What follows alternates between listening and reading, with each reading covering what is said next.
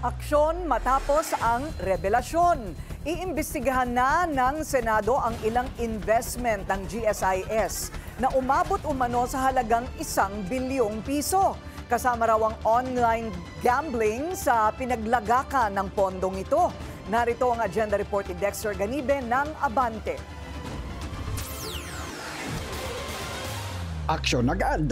Yan ang ginawa ni Senador Erwin Tulfo sa issue ng pinasok na investments ng Government Service Insurance System o GSIS.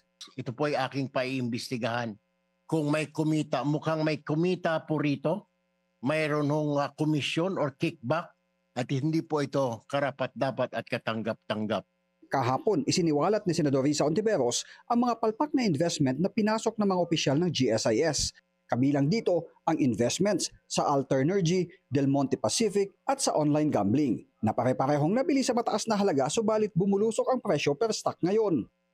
Tayo nga po, mga kasamang nagtatrabaho sa gobyerno, hindi pwedeng tumuntong sa casino. Lalo na, hindi pwedeng magsugal doon.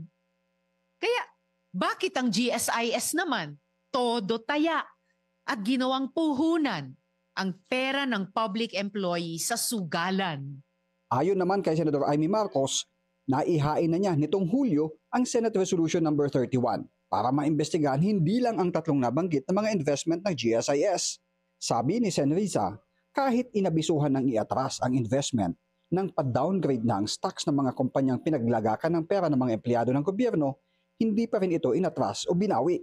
5 po ito nakaduda-dudang mga transaksyon na talaga naman na ipinusta yung pensyon na inaasahan ng napakaraming halos 3 milyong Pilipinong mga pensyonado. Panukala ni Hontiveros, agad masilip at maamyendahan ng GSIS Act at malagyan ng probisyon na mag-aalaga sa investments ng higit sa 2.7 milyon na mga manggagawa sa gobyerno. Sana ay agaran tayong kumilos para sa lahat ng Pilipinong umaasa na balang araw yung kanilang retirement fund mula sa maraming taon ng sakripisyo at serbisyo publiko ay magdudulot naman ng ginhawa.